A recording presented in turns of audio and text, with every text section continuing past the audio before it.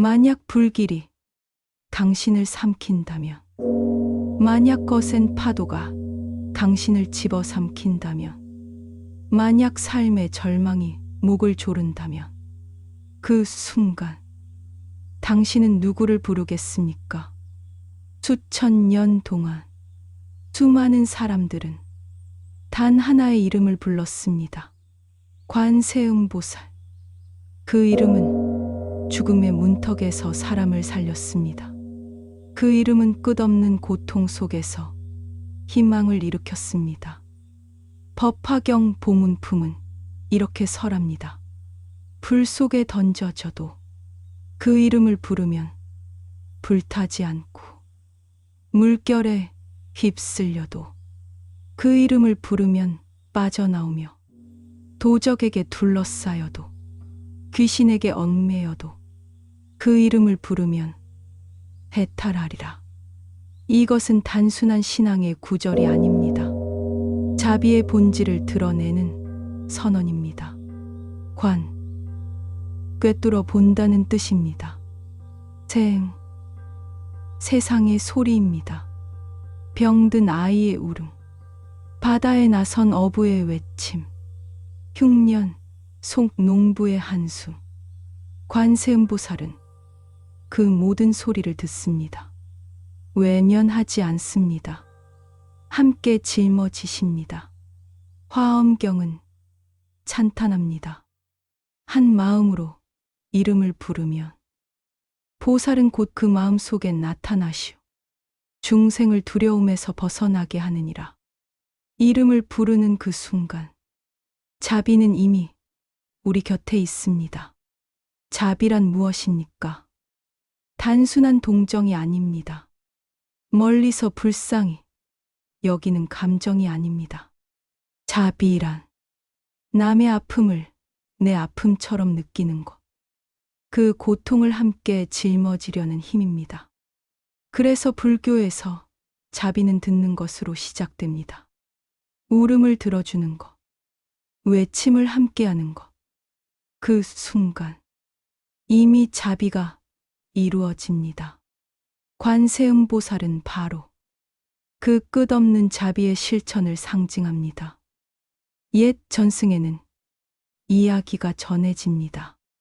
한 어머니가 병든 아이를 품에 안고 밤새도록 이름을 불렀습니다.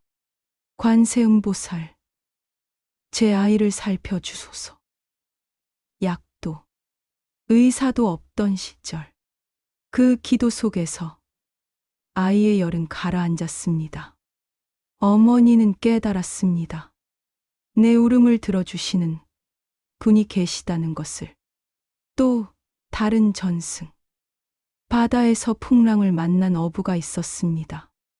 거센 파도가 배를 삼키려는 순간 그는 온 힘을 다해 외쳤습니다. 관세음보살. 그 순간 파도는 잦아들고 달빛은 바다를 비추었습니다. 그는 살아 돌아왔습니다. 그날 이후 그의 삶은 기도의 삶이 되었습니다. 관세음보살은 1000개의 눈으로 눈물을 보십니다. 1000개의 손으로 그 눈물을 닦아주십니다. 왜 1000개일까요? 세상에 그만큼 많은 고통이 있기 때문입니다. 자비는 한계가 없습니다. 끝없이 확장됩니다. 모든 중생에게 닿습니다. 고려의 화승들은 붓끝에 관세음보살을 담았습니다. 흰 옷은 청정, 연꽃은 진흙 속에서도 피는 맑음, 보관 속 작은 부처님은 극락과의 인연을 상징했습니다.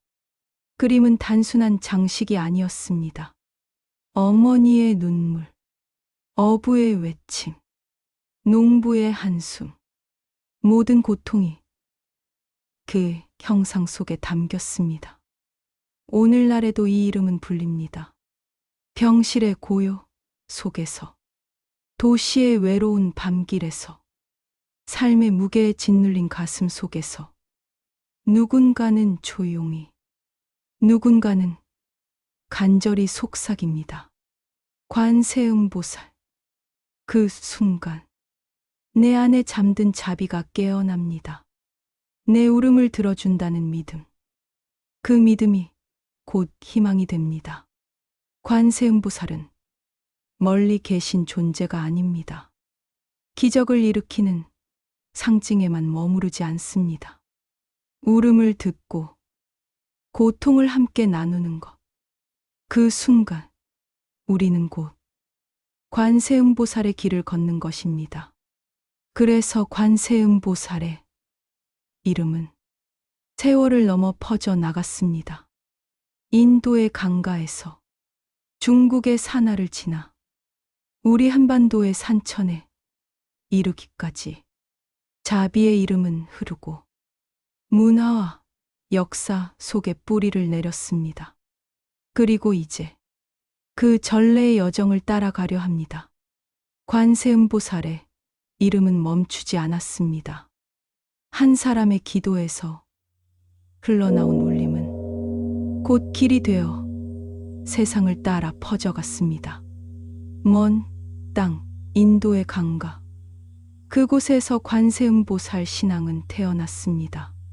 중생의 고통을 듣고 그 소리에 응답하는 보살. 대승불교의 이상 속에서 관세음보살은 자비의 대표로 자리했습니다. 상인들은 실크로드를 떠날 때 험한 사막과 도적의 길 위에서 그 이름을 마음에 새겼습니다. 구도승들은 경전을 품고 동쪽을 향해 걸었습니다. 그들의 염송 속에서 관세음보살의 이름은 살아 숨쉬었습니다. 중국 땅에 닿자 그 이름은 또 다른 모습으로 피어났습니다. 법화경 보문품은 말합니다. 보살은 자유로워 중생의 근기에 맞추어 몸을 드러내느니라. 이 구절은 자비가 모양에 갇히지 않음을 드러냅니다. 남성으로도 여성으로도 스님으로도 제가자로도 보살은 어디서든 나타날 수 있습니다. 그래서 중국 사람들은 관세음을 자비로운 어머니로 그렸습니다. 손에는 정병, 손에는 버드나무 가지, 미소는 고통을 덜어주는 위안이었습니다. 자비는 때로는 단호한 힘이 되었고, 때로는 한 줄기 위로가 되었습니다. 이 흐름은 다시 동쪽으로 흘러 한반도의 산천에 닿았습니다. 신라의 왕궁에서도 백성의 마을에서도 관세음보살의 이름은 울려 퍼졌습니다. 선덕여왕은 나라의 안녕을 빌며 보살께 기도했습니다. 그 믿음은 왕실을 넘어 백성들의 삶 속에 스며들었습니다. 원효는 중생의 괴로움을 덜어내는 길을 관세음보살의 자비에서 찾았고, 의상은 화엄사상 속에서 관세음을 모든 중생을 품는 보살로 보았습니다. 관세음 신앙은 사찰과 학문을 넘어 백성들의 일상 속에서도 깊이 뿌리 내렸습니다. 바닷가 절벽 위에는 낙산사가 세워졌습니다. 거친 파도를 마주하며 어부들은 기도했습니다. 남해의 보리양, 서해의 보문사, 삼면이 바다인 이 땅에서 관세음보살은 바닷길의 수호자로 자리했습니다. 사람들은 바다에 나서기 전 두 손 모아 이름을 불렀습니다. 관세음보살, 오늘도 무사히 돌아오게 하소서. 그 기도는 단순한 주문이 아니었습니다. 생과 사의 경계에서 자비에 의지하는 간절한 외침이었습니다. 그렇게 이름은 흘렀습니다. 인도의 강가에서 중국의 산하를 지나 한반도의 산천과 바다에 이르기까지 관세음보살은 멀리 계시지 않았습니다. 백성들의 눈물 속에, 어머니의 기도 속에, 어부의 외침 속에 계셨습니다. 그리고 사람들은 깨달았습니다. 자비는 이름 속에만 머물지 않는다. 눈으로 볼 수 있는 모습으로도 나타난다.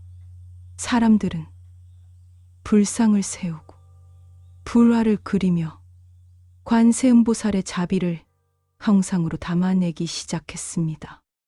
관세음보살의 이름은 기도와 전승 속에 머물지 않았습니다. 사람들은 그 자비를 눈으로 볼 수 있는 형상으로 담아내기 시작했습니다. 그 가운데 가장 장엄한 모습, 바로 천수천한 관세음보살입니다. 1000개의 손, 1000개의 눈, 중생의 눈물을 보고 그 눈물을 닦아주기 위한 자비의 상징, 대비심다라니경은 말합니다. 보살은 1000개의 손으로 중생을 건지며 1000개의 눈으로 중생의 고통을 살피느니라. 1000개란 단순한 숫자가 아닙니다. 무한을 뜻합니다. 고통이 있는 곳마다 자비의 손길이 닿는다는 의미입니다.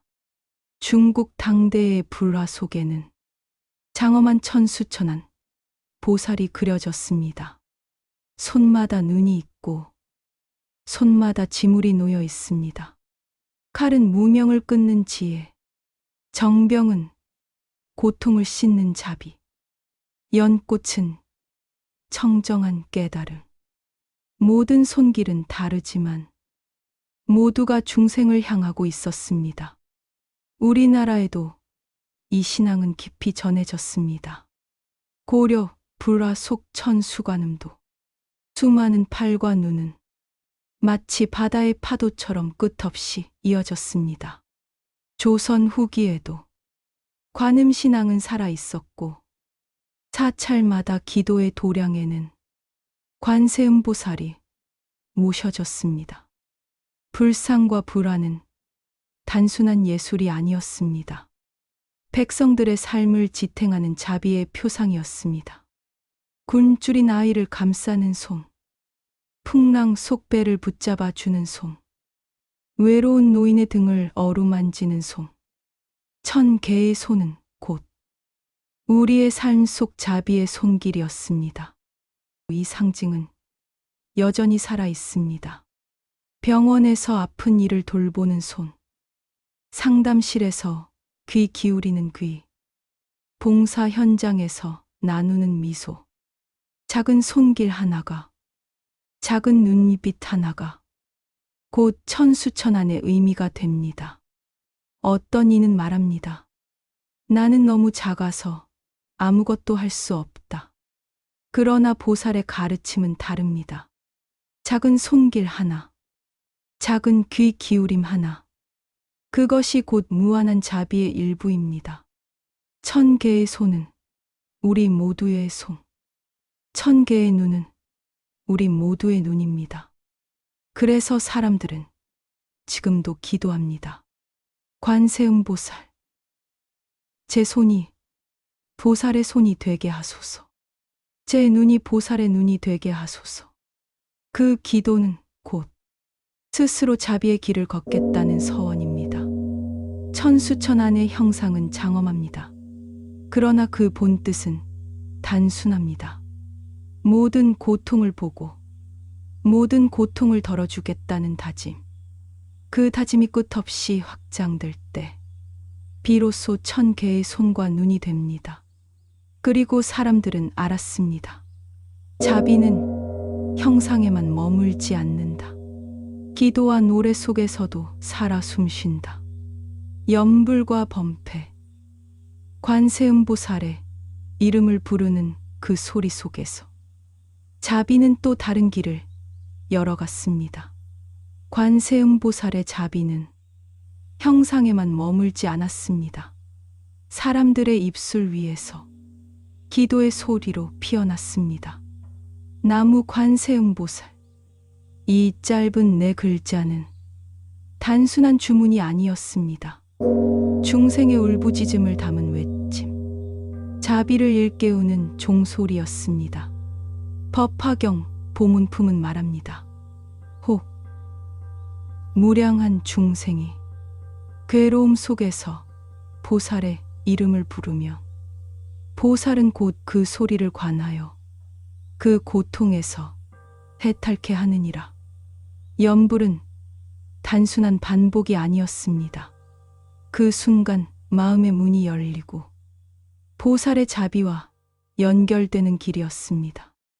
밤마다 등잔 앞에 앉아 아이의 병을 위해 기도하던 어머니, 거센 풍랑소, 목숨을 걸고 바다에 나선 어부, 전쟁터에서 가족을 그리워하던 병사, 그들의 입술에서 흘러나온 것은 언제나 같은 이름이었습니다.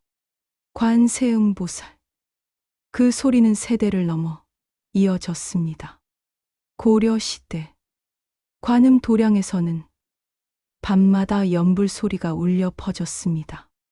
낙산사의 기도, 보리암의 발원, 보문사의 울리, 바다와 산의 메아리치어, 관세음보살의 이름은 퍼져나갔습니다. 백성들은 그 소리를 들으며 안심했고 괴로움 속에서도 희망을 놓지 않았습니다. 조선 시대에도 이름은 사라지지 않았습니다.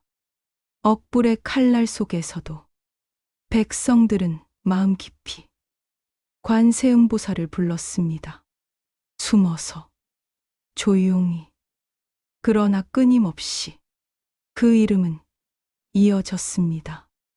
염불은 단순한 신앙이 아니었습니다.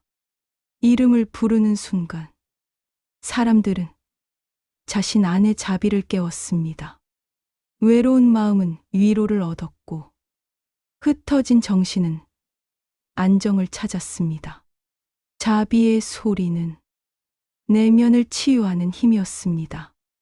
오늘날에도 그 소리는 이어집니다.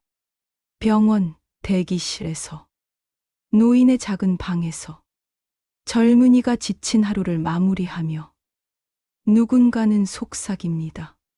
관세음보살.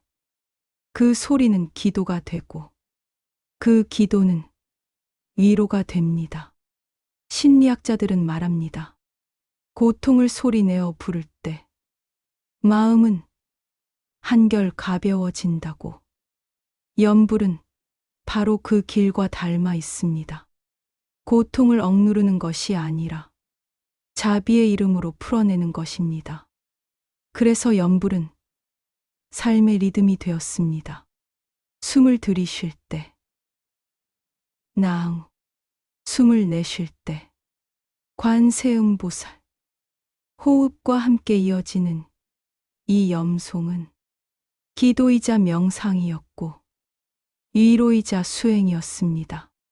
기도의 소리는 개인을 넘어 공동체의 울림이 되었습니다. 법회에서, 불전에서, 마을의 작은 암자에서 사람들이 함께 이름을 부를 때 그 울림은 더욱 깊어졌습니다. 혼자가 아니라 함께 걷는 길이라는 확신이 기도 속에서 자라났습니다. 오늘날에도 많은 사찰에서 관세음보살의 연불 소리가 울려 퍼집니다. 낯선 이도, 지친 이도 그 소리를 들으면 마음이 놓입니다. 왜냐하면 그 이름 속에는 나는 혼자가 아니다.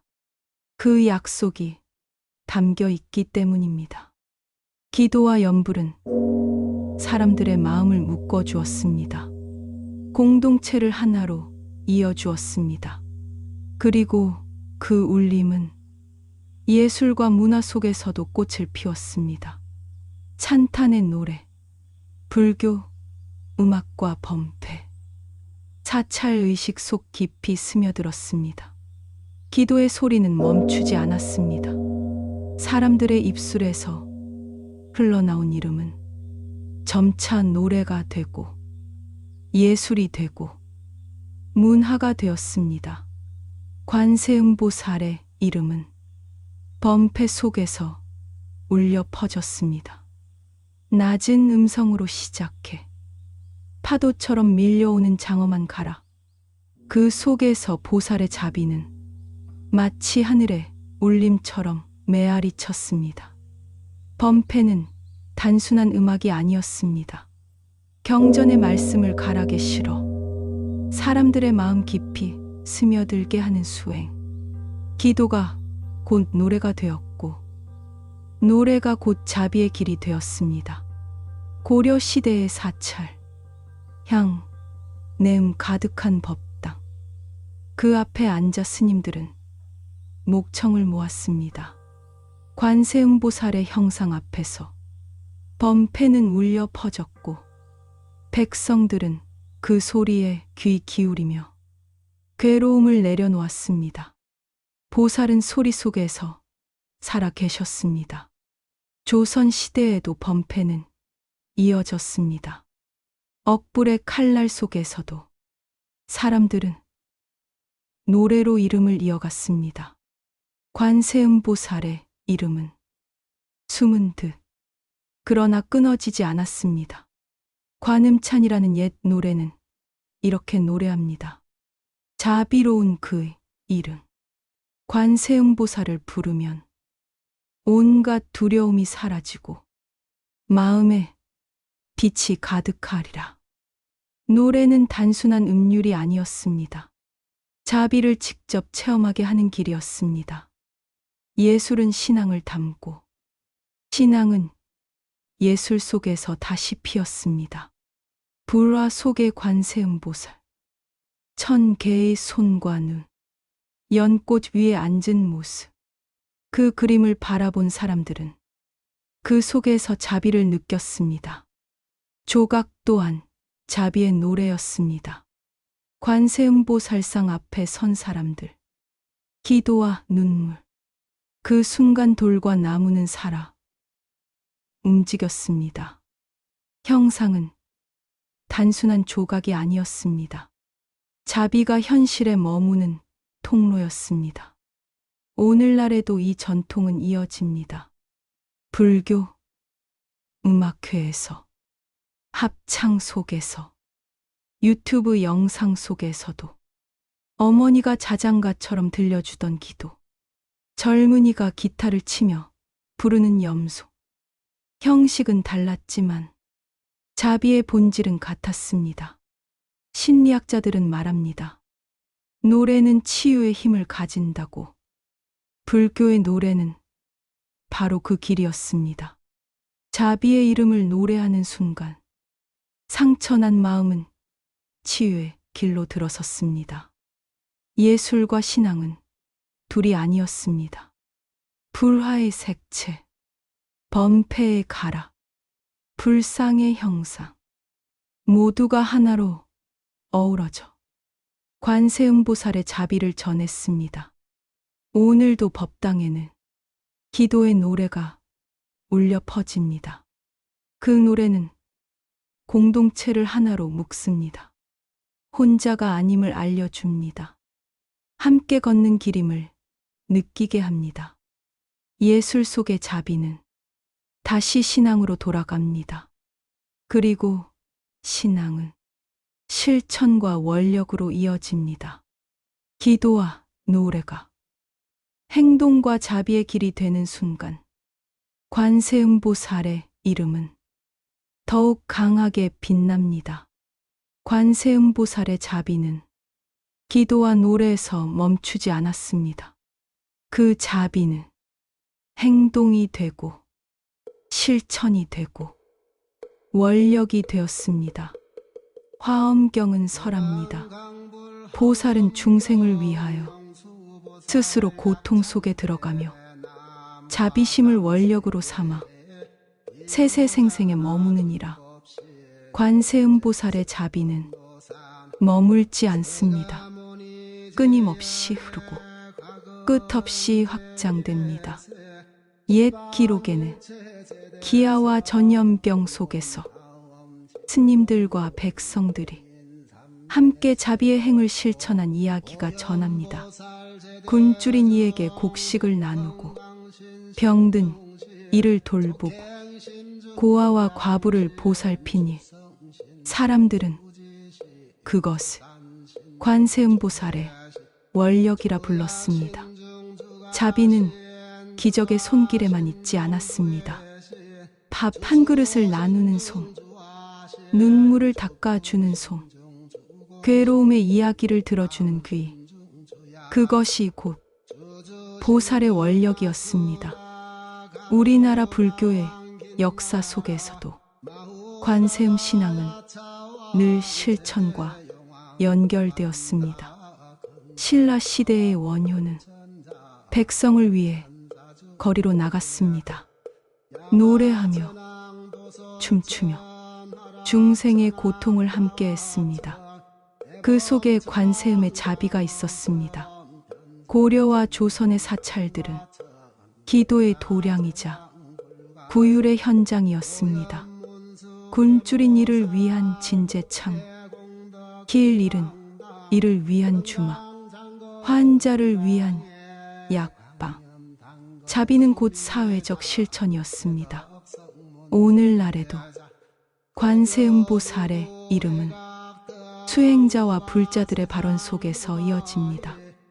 재난이 닥쳤을 때 먼저 달려가 돕는 이들, 병원에서, 봉사 현장에서, 상담실에서 그 모든 손길은 관세음보살의 손길과 이어집니다. 관세음보살은 단순히 기도의 대상이 아닙니다. 그분은 우리에게 묻습니다. 너의 손은 어디에 있는가? 너의 귀는 누구를 향해 있는가? 그 물음 앞에서 우리는 대답해야 합니다. 제 손이 보살의 손이 되고 제 귀가 보살의 귀가 되겠습니다. 실천 없는 신앙은 공허합니다. 관세음보살의 이름은 우리에게 행동을 요구합니다. 밥을 나누는 행위, 위로의 말을 건네는 행위, 불의에 맞서는 행위. 그 순간 우리는 이미 보살의 길을 걷고 있습니다. 자비는 거창한 것이 아닙니다. 작은 미소 하나, 짧은 위로 한마디, 따뜻한 손길 하나, 그 작은 실천이 모여 세상을 바꿀 수 있습니다. 관세음보살의 원력은 무한한 자비의 다짐입니다. 그 다짐이 세대를 넘어 이어졌습니다. 역사를 넘어 이어졌습니다. 그리고 지금 우리의 삶 속에서도 이어집니다. 예술과 신앙의 울림은 실천과 원력으로 변했습니다. 그리고 그 원력, 현대 사회 속에서 새로운 모습으로 드러났습니다. 사회, 운동, 자원봉사, 심리치유, 인권과 평화의 길, 모든 길 위에 관세음보살의 자비가 빛나고 있습니다. 관세음보살의 자비는 과거의 신앙에만 머물지 않았습니다. 그 자비는 지금도 현대의 불교 속에서, 우리의 삶 속에서 살아 있습니다. 오늘날 한국 불교에서 관세음보살은 가장 대중적인 보살입니다. 사찰의 기도 도량마다, 불자들의 법회마다 보살의 이름은 끊임없이 울려 퍼집니다. 나무 관세음보살, 이 이름은 지금도 가장 많이 염송되는 불교의 언어입니다. 왜일까요? 중생의 고통은 사라지지 않았기 때문입니다. 세상의 울음은 여전히 가득하기 때문입니다. 현대 사회의 고통은 과거와는 다른 모습으로 다가옵니다. 경쟁과 불안, 외로움과 단절, 정신적 고통과 사회적 갈등, 그 속에서 사람들은 여전히 관세음보살의 이름을 부르고 있습니다. 관세음보살의 신앙은 기도와 염불을 넘어 현대적 실천으로 각장되었습니다. 재난의 현장에서, 자원봉사의 손길 속에서, 사회운동과 평화의 길 위에서 사람들은 말합니다. 관세음보살의 자비는 지금 이 자리에서 실천되는 것입니다. 병원에서 아픈 이를 돌보는 간호사, 홀로 사는 노인을 방문하는 자원봉사자, 상담실에서 눈물 섞인 이야기를 들어주는 이들, 그들의 손과 귀와 눈은 곧 관세음보살의 손과 귀와 눈이 됩니다. 천수천하는 상징이 아니라 현실 속에서 살아 움직입니다. 심리학자들은 말합니다. 경청하는 것 자체가 치유라고. 불교는 이미 오래전부터 가르쳤습니다. 듣는 것에서 자비가 시작된다. 관세음보살의 이름을 부르는 순간 우리는 단지 기도를 올리는 것이 아니라 듣고 보고 함께하는 자비의 길을 걷고 있는 것입니다. 현대의 예술과 문화 속에서도 관세음보살은 새롭게 피어나고 있습니다. 불교, 음악회에서, 합창과 노래 속에서, 현대 미술과 영상 속에서 젊은 세대는 새로운 방식으로 자비를 노래합니다. 그러나 그 본질은 변하지 않았습니다. 이름은 다르지만, 매체는 달라졌지만, 자비는 언제나 같은 빛으로 흐르고 있습니다. 관세음보살은 우리에게 묻습니다. 너는 지금 누구의 소리를 듣고 있는가? 너의 손은 누구를 향하고 있는가? 그 물음 앞에서 우리는 깨닫습니다. 관세음보살은 멀리 계신 분이 아니라 내 안의 자비를 일깨우는 스승이라는 것을. 오늘날의 관세음 신앙은 과거의 전승이 아닙니다. 살아있는 길입니다. 기도와 염불로 이어지고 예술과 문화로 확장되며 실천과 원력으로 완성되는 길. 그 길은 지금도 우리와 함께 이어지고 있습니다. 그래서 우리는 말할 수 있습니다. 관세음보살, 세상의 모든 소리를 듣는 보살. 그 이름은 수천 년을 이어 인도에서, 중국에서, 한국에서, 그리고 오늘 우리의 삶 속에서도 울리고 있습니다. 우리가 누군가의 고통을 듣고 그 고통을 함께 나눌 때 우리는 곧 관세음보살이 됩니다. 그 순간 우리는 더 이상 혼자가 아닙니다. 자비의 이름은 우리 속에 살아 있습니다.